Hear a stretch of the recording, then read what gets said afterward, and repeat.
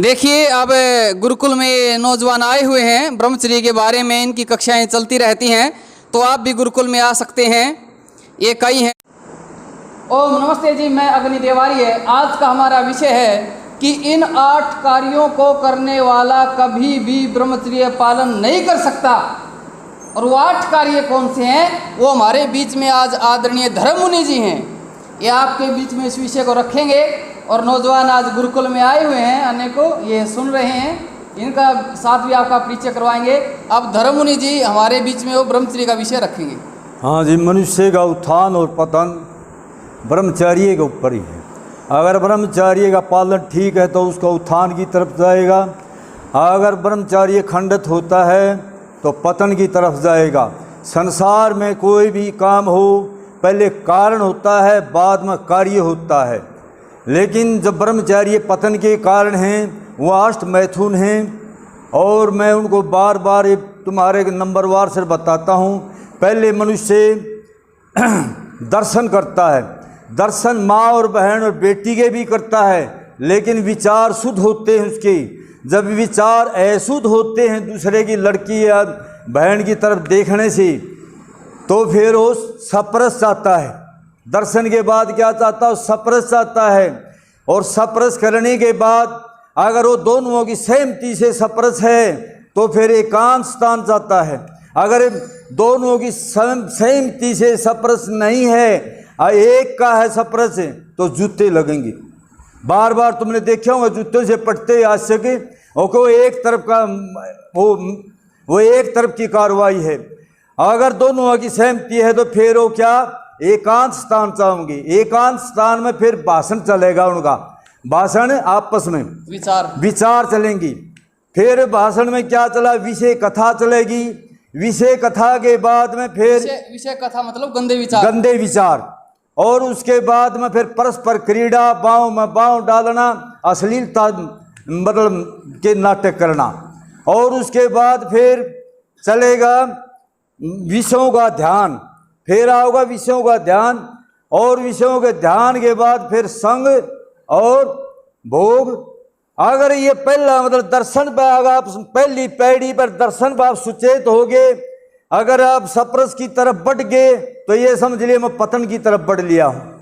अगर आपने ब्रह्मचर्य का पालन करना है तो दर्शन से ही रुक जाना है।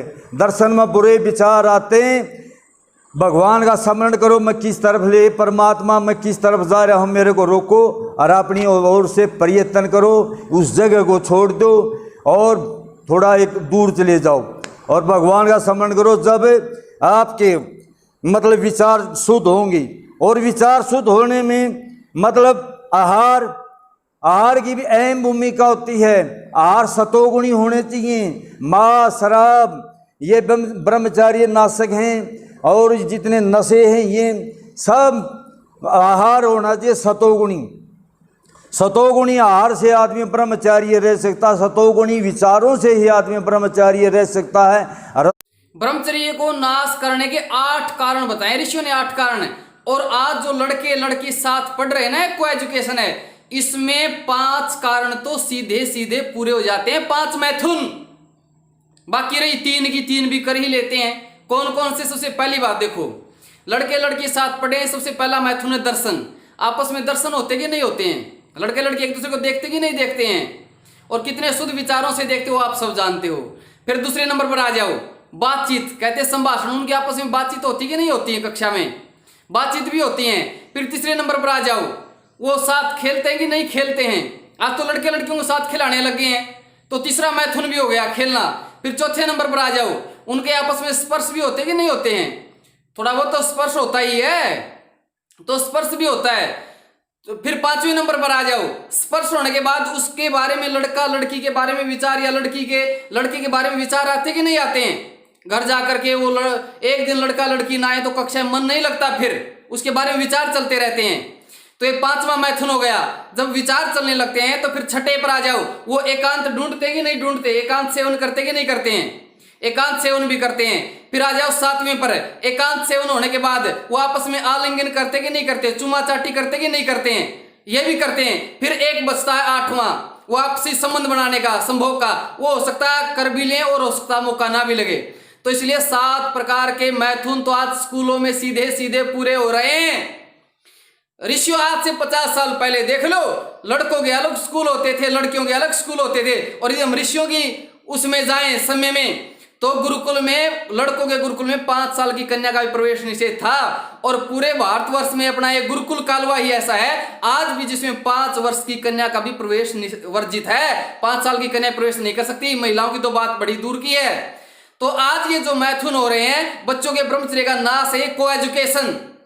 लेकिन फिर भी जैसे गुरुकुल के आसपास के स्कूल हैं, हम जाते रहते हैं, ब्रह्मचर्य के बारे में बताते रहते हैं, लेकिन उसके बावजूद भी कुछ 2-3 स्कूल तो ऐसे, उनके संचालक ऐसे हैं, मैं क्या बोलूं, अब बोलने का समय भी नहीं देते। अभी संख्या कम अपनी, थोड़ा सा दल बल होने दो, उनको नंगा करूंगा मैं इन सब बदमाशों को। एक बार ब्रह्मचर्य का अच्छे से अपना प्रचार प्रसार हो जाने दो, फिर जब बच्चे में आज चलो को एजुकेशन नहीं रोकी जा रही है, कम से कम ब्रह्मचर्य की शिक्षा के लिए तो समय दे दें। आज ऐसे चरित्रहीन लोग हो गए हैं, ब्रह्मचर्य की कक्षाओं के लिए भी समय नहीं देते। कुछ अच्छे लोग हैं, बहुत बढ़िया हैं, स्कूलों में बुलाते हैं। तो मैं आपसे यही कहना चाहता हूँ, यदि आपसे संभव हो सके तो लड़के को लड़कों वाले में और लड़की को लड़कों वालों में पढ़ाएं।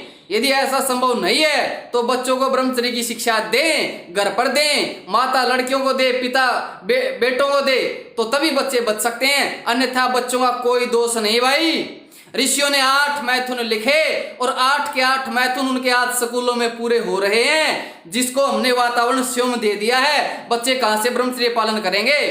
तो मैं आप सबसे यही निवेदन करता हूं, अपने बच्चों को ब्रह्मचर्य की शिक्षा जरूर दें, उन्हें ब्रह्मचर्य का महत्व जरूर बताएं। धन्यवाद, नमस्ते जी।